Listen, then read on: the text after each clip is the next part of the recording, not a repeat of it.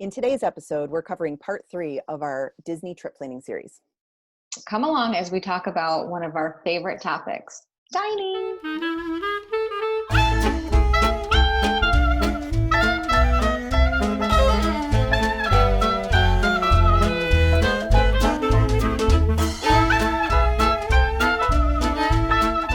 Foodies here. Foodies. Oh, we are such foodies. We are. This is going to be a good one. Mm-hmm. So on that note, let's start by talking about the different types of dining facilities that Disney offers. And again, this doesn't really have anything to do with anything, but really it comes down to the different types of things and the credits that are available for things on the dining plan. Mm-hmm. So given the fact that the dining plan doesn't exist right now, that's fine. These titles still exist and it will still give you an idea of the different types of dining that you can do at Disney throughout. And we're talking about parks, resorts, and Disney Springs. So across the board, these are all the same. So the first one is the counter service style locations. That could be food booths. It could be little carts and kiosks that are available throughout the parks. And it could be just like walk up counter service type places like Aloha Isle or the one in Pandora where you get the lumpia. Basically, the long and short of those locations is that they pretty much are just serving snack credits or individually sold items. So things that you can purchase as a snack credit on the dining plan, or they're just individually purchased. So you might walk up to the ice cream cart and get a Mickey bar. Right. Those are the kinds of places we're talking about there. They almost remind me of food trucks, some of them. Exactly. There's one in Disney Springs where it's poutine. It's like all poutine. Mm-hmm. Well, it's not quick service or anything, but right. I don't know if you can use those as snack credits, but anyway, they're delicious. Yeah. And I think they're some kind of credit eligible. So they might be. They are delicious. And that one's a standalone building, but it's exactly what we're talking about. It's a walk-up counter service. You know, you just get individual, almost like appetizers, I guess, and get to walk around with them. And 9 times out of 10, those places don't offer seating. There are a few exceptions, but for the most part, it's not like there's seating available. Some of them have standing tables that you can kind of put your stuff on and eat, but for the most part, there's not seating available. Category 2 is the quick service type locations. And this is anywhere that you walk up to a counter and place your order and pay for your food with a cashier that's standing there, you know, somewhere in that vicinity. A lot of times at resorts, this is like a cafeteria style marketplace type facility to get your grab and go kind of meals or, purchase. And these are actually full-on meals. It's not just snacks. You can get full-on meals available that would count as quick service credits on the dining plan, and that for the most part do have seating available. So they have basically seat yourself, serve yourself, walk up to, a condiment bar and get your own things. There are no waiters and waitresses. There are no hosts or hostesses. And it's just, you're doing everything and you're taking your food back from the counter and finding a spot to sit. It's very cafeteria-like to me. Yes, it is. But in a lot of cases, the benefit... Not in a bad way. Yeah. And the benefit to these is that it's very quick. It fits easily into any plans that you might have. So if you have back-to-back fast passes or something, but you're hungry and you want to grab something to eat, you can kind of just go and it's much faster than having to wait for the table service, which is our third category. So table service is any place where you go in, a hostess or host takes your information or pulls up, retrieves your reservation. And incidentally, these are the places that you can make a reservation for. And they will seat you and you're waited on, and a server provides everything. You are given a menu. Right now, a lot of those are paper or QR codes because of what's happening in 2020. And are you okay? Somebody will not leave me alone. Hello. She doesn't ever want to be held, but she's just trying to get on my lap. Sorry. She's like wanting your attention. She's a really pretty color. Thanks. I don't think I've ever seen Lovey. Your cat. Just Skipper. That's Lovey. Oh, Lovey. So Yeah, so you basically sit down, you're waited on, you're served, you have a menu, and they have, you know, full-on meals with appetizers and desserts and beverages and everything Mm. that you can order. Yeah. Beverages. And these are the ones that for the most part we're going to be talking about today, because these are the ones that you make reservations for. Right. So that's a good place to kind of throw out that today is the day, incidentally, that anybody who had their previously booked reservations canceled because of the shutdown and then the reopening announcements, where not every place was going to be reopening and there were a lot of changes that were happening to facilitate enhanced health and safety measures for the pandemic that's going on. Today is the day that we could go back in and rebook based on, you know, what is going to be available. Right. What's available. Yeah. Yeah. Now, which is for the most part, no character dining. That character dining I should have kind of thrown in there. It's not really a separate category because it's still sit down table service type dining. But what it is a special event where you eat food at the same time that you're meeting with characters and getting autographs and taking pictures and doing all of the fun stuff that happens with character dining. Yeah. Little dances or parades and maracas. Yeah, parades. That's what I was thinking of. Little dance parades. Yeah, those are so fun. They are. And character dining is definitely, you know, as far as tips and tricks and advice goes from travel planners and Disney fanatics like us, character dining is a great way to kind of get two things done at the same time and potentially see more characters than you might be able to at the parks and not have to wait in the line. 100%. I couldn't agree more. I think it's a great way to get autographs, a great way for your kids to see the characters while being entertained for eating, but not standing in a line, especially your little ones who really love, like, oh, it's Mickey. Not, I stood in line for 90 minutes and then like, hey, it's Mickey. Yeah. And it's also not, it's not just like walking up after standing in that line and posing, you know, cheese for a picture. Yeah. It's getting to see the characters in their element and interacting. Yes. So that's totally different because they're performing more or less while you're sitting down to eat and enjoy food, which, I mean, you have a beverage, you have really good food, and you have characters walking around and your kids are super excited. And that in and of itself also entertains little kids while you're at meals. So, you know, a lot of times as parents, we're like packing stuff in our bag. Yeah. You know, something to do while you wait after you've placed your order or in between courses or whatever it is. And that in and of itself is entertainment right there. Yeah, I was definitely going to say it's such a great opportunity for parents to enjoy their meals because their children are entertained and you don't have to share your food and your kids are entertained the whole time so that you can actually eat whatever you want and as much of it because most of the time they're buffets. That's right. Or all you care to enjoy. Most. Right. Yeah. In some way, shape, or form, it's as much food as you can stuff in your face. I care to enjoy a lot. Exactly. One on vacation anyway.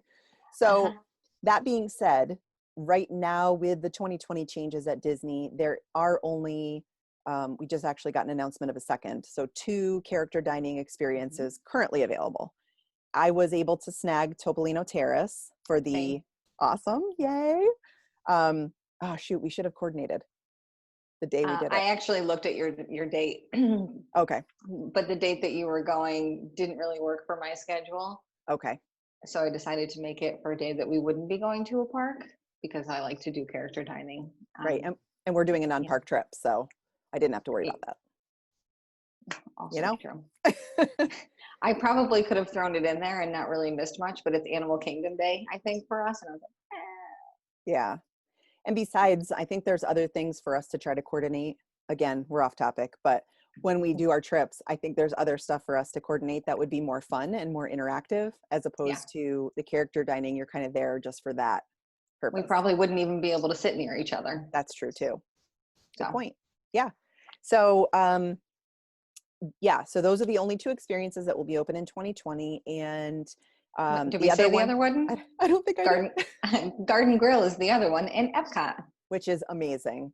I love the fact that Garden Grill is the all you care to enjoy and they bring your food to your table. Yeah. And the experience and the environment is amazing. I mean, you're basically sitting atop, living with the land, and you're in a rotating restaurant, Right. which is amazing. I just love it. With Chip and Dale. Exactly. Which, again, characters that are not always out there or available, and not, sort of regulars throughout the parks. So yeah, unless you go to Fort Wilderness, Chip and Dale's, you got to go to the. But again, not the park. So no. Yeah, you kind of got to hunt them down. Yeah, that's for sure. So those are the classifications or the categories of dining. We're going to talk a lot about the table service right now, just because when it comes to planning, so we're doing this trip planning series and we're talking about dining, for the most part, what we're planning ahead for are the reservations that we need to make, which currently are 60 days in advance of your trip. If you're staying on property, that's 60 days in advance of your arrival date for your entire trip. If you're not on property, it's 60 days to the day for each individual day of your trip. Which differs than they use, yes, the 180. Yeah. Great minds. Yes. So that's quite a difference. 180 days used to be how far out you could make your dining reservations. And this is following on the heels of our last episode in the trip planning series, which was planning out your itinerary. And that's why that is so important as a first step before you're able to get to your dining reservations, because you want to have a good idea of where you're going to be or your general plans for any given day throughout your trip. Right, which I was just saying, your date didn't work for me because I was going to be at Animal Kingdom. So that's why you need to know those things. Yeah, you definitely have to know where you're going. I mean, it's okay to be flexible, but at the same time, well, normally we wouldn't be flexible because we like to go sun up to sundown with extra magic hours, but there are no extra magic hours.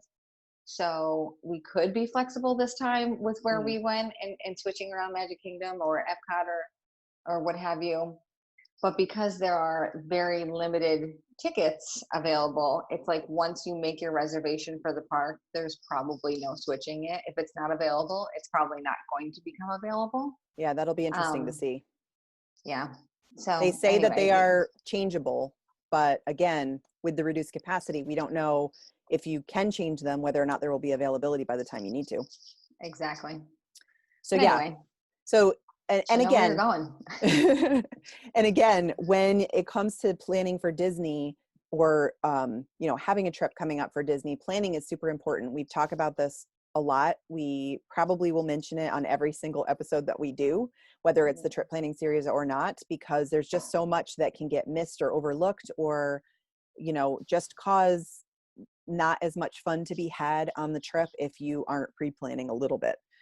And dining reservations is definitely one of those areas. There are several restaurants across Disney, Walt Disney World property that require reservations. And if you don't get them, you basically don't get in. So things like Be Our Guest and Ohana and Chef Mickey's, which is the bane of my existence because it's my kid's favorite restaurant and I can't stand it. It's never been on my to-do list. It's just not there. It's deep breaths because I want the trip to be as much for the kids and, with their input as possible. Yeah, but at the same time, we are basically at our limit for where do you want to go eat? And that's the only place that they say. So this trip coming up, needless to say, we would not be going even if Chef Mickey's were going to be open. So, but I think they're fine with it. They'll get over it.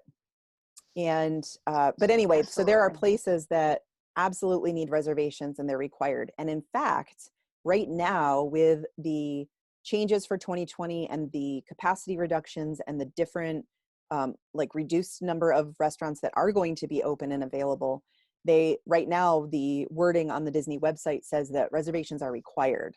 So ordinarily, for a sit-down table service style restaurant, whether you're talking about Disney Springs or the parks or the hotels, you could walk up to any one of these table service, put your name on the list. There might be a little bit of a wait, but you could walk up, put your name on the list, and be seated for dining. And as of right now, anyway, Disney is saying that will not be available. Right, which totally makes sense because they have to be prepared for their seating.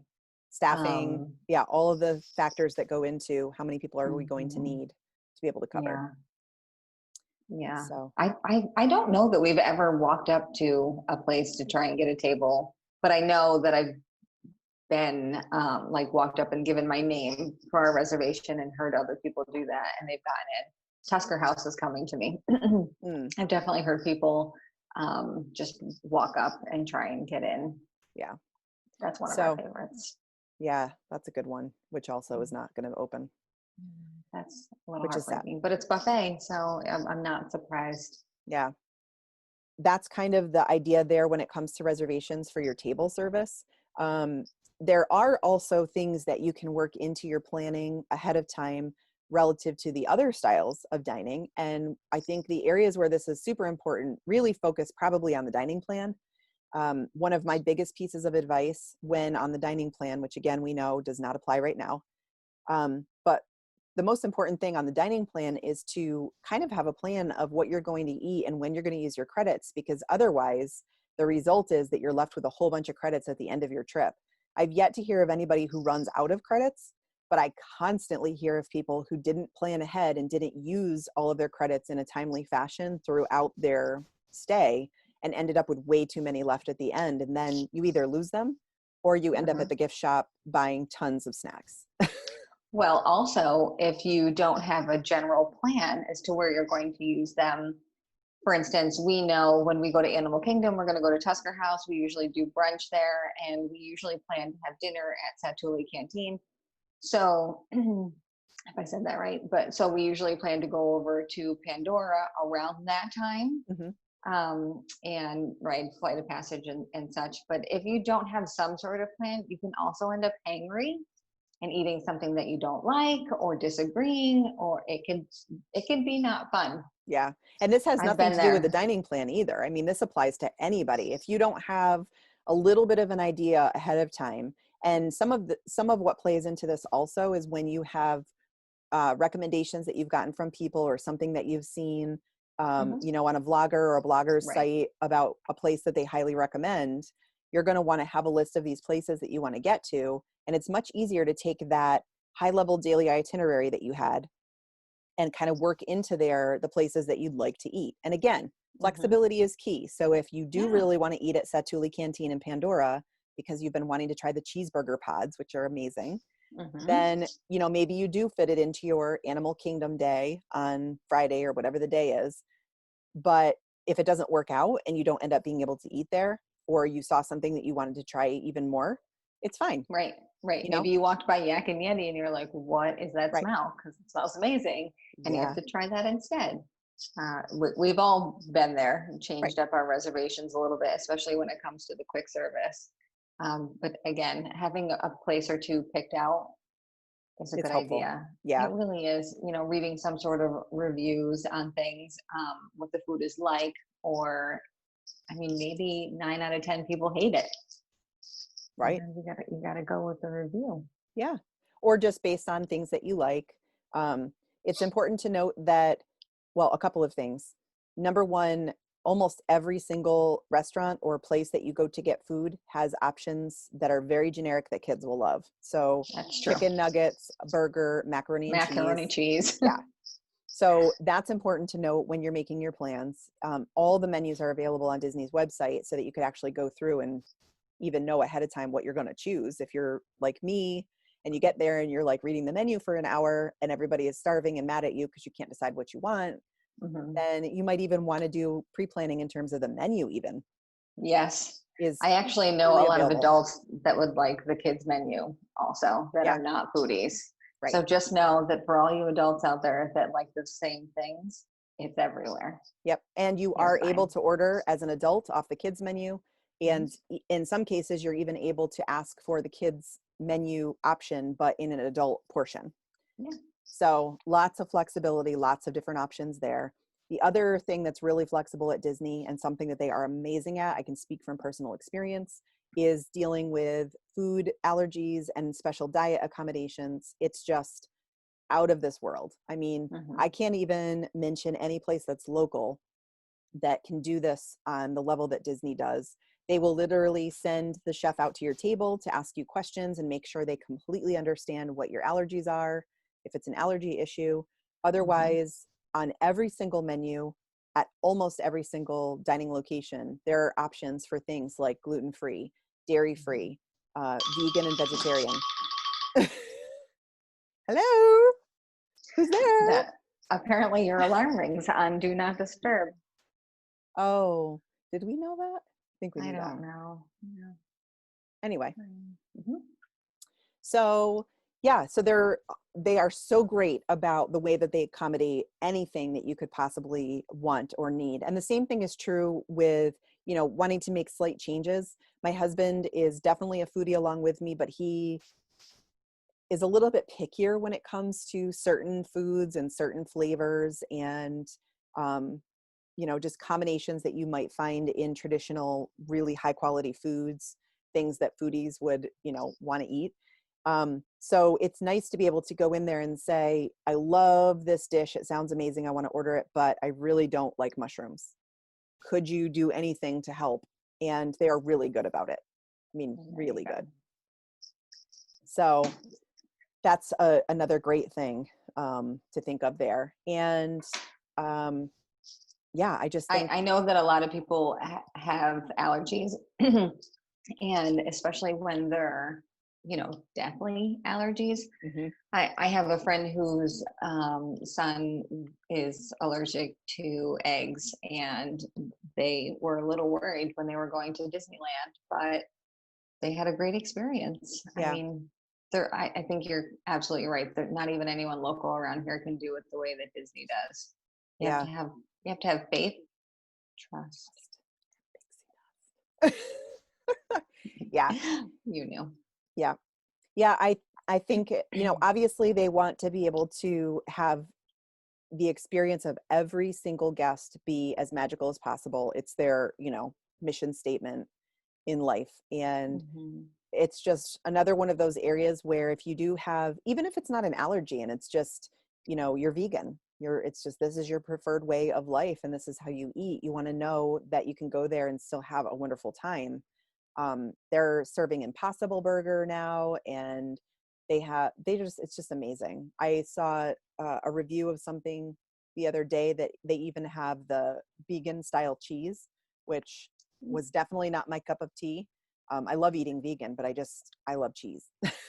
So same. that part of veganism and me do not go well together. But I love things like the Impossible Burger. I love meat replacements. All of those things. And Disney does it really well, like to the point, aside from maybe the fake cheese, to the point where things taste just as good as the yes, meat version. not to be confused with plastic cheese. No, plastic cheese is delicious. Right. It has lots of dairy in it. Yeah, yes, don't confuse the two. No. And I actually started making plastic cheese at home, by the way. Yeah. It's really good. Of course it is. Yeah. I mean, why wouldn't it be? I don't know. So, as far as table service goes, that kind of covers the reservations concept. And even for quick service, just having a plan in mind and thinking about how ahead of time, how you might either utilize your credits when dining plans are back available, or just how you're going to structure your day and make sure that, because as moms, we know especially, and I know there's some dads out there that are the same way, that you are the one that's responsible for planning your family's meals. And, you know, going on a vacation and wanting to make sure that it's magical, Spring mentioned the hangry concept. You know that you have to get to a point where, yeah, you just know that you have to plan ahead of time to make sure that you don't get to the point where your kids are already hungry. You need a plan in place before they've gotten to that point so that you're there and ordering at the same time that they're getting hungry. And I mean, again, it goes for adults be willing too. to stop at the snack cart and grab something, which is also not a bad thing at all. Can't think of one good reason not to. Nope. So the other thing that we wanted to chat about very quickly is that for the quick service locations where you are getting your own food and finding your own seat and grabbing your own condiments and drinks and that kind of thing, that there is an option available that Disney started a couple years ago called mobile order, which is awesome because just like your advanced reservations, oh, and we forgot to say the acronym for dining reservations, advanced dining reservations, ADRs. If you ever hear people say ADR, that's what they're referring to. You also have the ability in the app or on My Disney Experience on the website to mobile order your food at various quick service locations. And that used to be kind of a little bit of a limited list before the reopening for 2020. But now with all of the enhanced health and safety measures, one of the things that they have implemented is, I guess, almost all the quick service will be on the mobile order platform. Right. So that is super helpful because basically it's no different than mobile order anywhere else. I mean, McDonald's, I think, even has it now where so many places. Yeah. So you go onto the app. Yeah. Yeah, exactly. So you go onto the app, you pick exactly what you want and you're going to order. And when you arrive, you tell them you're here. In the Disney app, you basically click, I'm here, I'm ready or whatever. And it says you'll be notified in the app as soon as your item is available. Yeah. It's like grab and go. It's great. Amazing. And then it eliminates the amount of time that you're spending in line near people to get your food. So it's obviously going to help with the social distancing, which is a thing now. Absolutely. So yeah, I think it's great. Good. I dig it. I do too. But I loved it before. It was just, there weren't a ton of places that were utilizing we it. We didn't utilize it. We didn't. I think the only thing that we really did before actually was because the lines were never really terrible whenever we wanted to eat somewhere. I was never in line long. We would order ahead for Beauty and the Beast breakfast, but that's still you go in and sit down kind of thing, which doesn't exist right now. Right. And that was actually not on the mobile order platform. That was just the way Be Our Guest it was does just there. Right. Yeah. Yeah. We used it a lot for Woody's Lunchbox and which is not opening. No. Which makes sense because they don't have a ton of tables. So you really wouldn't be able to see anybody there. And we also would use it at Deluxe Burger in Disney Springs, which is amazing. Highly recommend. There's so many good places in Disney Springs. That's what I'm super excited about. I know we're not going to talk too much, but we wanted to throw out really quickly how our upcoming trips are being impacted as far as dining goes. And so I just wanted to throw out there because you mentioned it, you made me think of it. Because we are pretty much 100% decided. Where'd you go? 20% battery. Go. Okay. Because we are pretty much decided that it's going to be a non-park trip for us coming up in August, we started making, obviously, our dining reservations. And I'm really excited because we get to try a lot more places in Disney Springs that we just really haven't had the opportunity to do previously. So I've been dying to try Wine Bar George, and I made a reservation for there. I'm so excited for a wine flight and the charcuterie board. Can't wait. So excited. I really wish we could sample that right now. I know. I tried to make a reservation for Raglan Road, but I have not been successful yet. Oh, bummer. That's okay. I really think that we're just going to do a lot of quick service this time because now that there's no dining plan and it's all essentially out of pocket, that's Erin's thing. We go with the dining plan. It just kind of, I don't want to use the word stings a little, but I don't know what else to say. It's just, it makes it a little bit harder. So I have a feeling we'll try a lot more quick service places, which there are a lot to choose from. I don't think it's unfair to say that because for a lot of people, there are a couple of different ways to approach the dining plan. Some people are using it to save money. And by that, I mean, it's a fixed amount per day per person.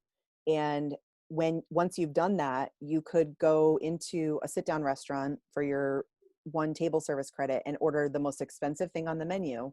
And you're still paying the exact same amount for your dining plan.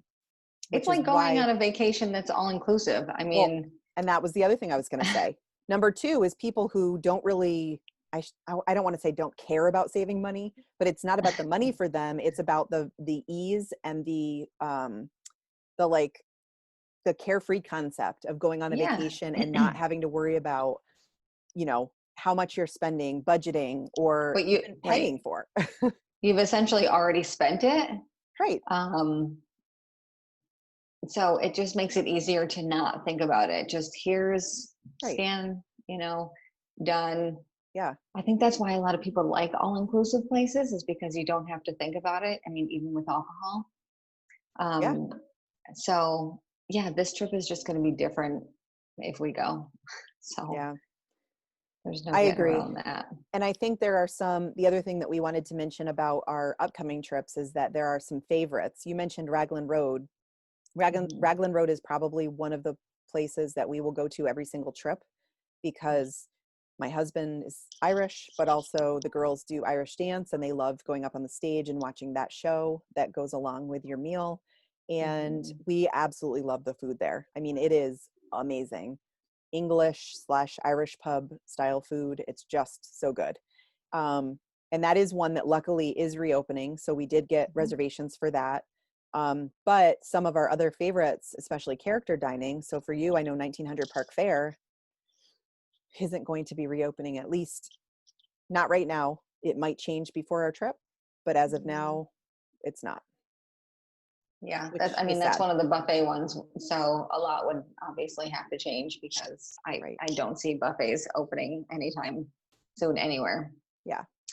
That and I don't, we were going to try so many new places this time. That aren't open. So no, I don't even know where my list is right now. Well, it's in this notebook actually somewhere. Yeah. That's a mess. And Scribble. I know. Oh my gosh, I know. This is where I'm happy I use a spreadsheet. Everything I just nice and yeah, clean. you just yeah, it's clean. I get I it. mean, I like as soon as I'm getting ready to go, one of my like packing, so a couple of weeks before we leave, um, task is to translate everything from the spreadsheet into like paper, like a notebook that we can bring with Mm-hmm. us. But yeah, I'm sort of the flip. I'm the opposite of what you're saying, where we had places we were going. Some of them were new, like Topolino, we've never been to. Right. Um, but for the most part, we had our plan in place. And now with everything changing, I'm finding that it's easier for me to say, okay, let's try all these new places. All these new things that I've never done before, never tried before, or have been wanting. Yeah. Homecoming is another one. I cannot believe I haven't eaten there yet. All of the reviews, all the recommendations. It's We my haven't eaten there style, either. Southern comfort food. I could eat that all day long. I should write that down. Yeah, that's a really good one. And so we're finally going to get to experience it if we go. That's pretty much all we wanted to mention about our upcoming trips and dining changes. So And they may that's, change again. that is for sure. I You mean, if never they know. decide to, right, if they decide to open some more things up, I mean, I barely booked anything so far just because I don't know what I want. I just feel like I need a minute to think about it. Yeah. Well, and we're also so up in the air about what we're doing with these trips. So Right. I Yeah. booked, I literally booked with oh, that's the other thing that I wanted to mention. I literally booked with the idea that I can change it or cancel it and just go ahead and do it and Mm-hmm. figure it out later. I tried my best to think about times and how it fits into the itinerary. And again, not using the clipboard of fun, Danny Tanner style, but just thinking about like how we like to do things. For example, wake up in the morning and leisurely get ready, not have to set an alarm, Yeah. take showers and not feel rushed. Like, oh, I have to do my hair and two girls' hair at the same time, before we can go. Mm-hmm. And then have enough time to get to wherever we're going. So for, like a breakfast reservation. Um, and other than that, I just kind of went on the theory that it could be canceled or changed. And that's an important tip too to kind of mention here is that when you do reservations in the app, they can be canceled up to 24 hours before your reservations time slot, and Mm-hmm. they can be edited up until I think it's like an hour or two before your arrival time. So what that means is that you can book things now and change them around up until your trip happens. Mm-hmm. And if you are on your trip, a neat little tip is if you're running late, or you're going to be running late for a reservation, and this is not like within the hour, it has to be an hour or two before, that Mm-hmm. you could go in and edit your reservation for another time that's 24 hours out, and then either keep it and edit for when you know you can use it or cancel it at that point. Yes. So there is some flexibility there, but when you make reservations, you are doing a credit card guarantee. So you have to have a credit card on file in the system. And that credit card will be charged if you don't cancel and you no-show for your reservation. So that does protect Disney from, having a table that goes unavailable. But it's very easy to make adjustments. And also most of the restaurants are very flexible. If you are running a couple of minutes behind, they will still honor your reservation. Right. We had to modify one of ours last year when we went to 1900 Park Fair. Aaron was very sick that day, so only Paisley and I were able to go. So you just changed the number of people in your party. Yeah. So yeah, I think that's all the pixie dust for today. If this episode has been helpful, please give it a like. And if you enjoy the show, we'd love for you to subscribe below. Tune in next week for more Disney tips, tricks, and chit chat. You can also find us on Instagram for extra magic and message us to plan your next trip. And remember, if you can dream it, we can plan it. Bye. Bye.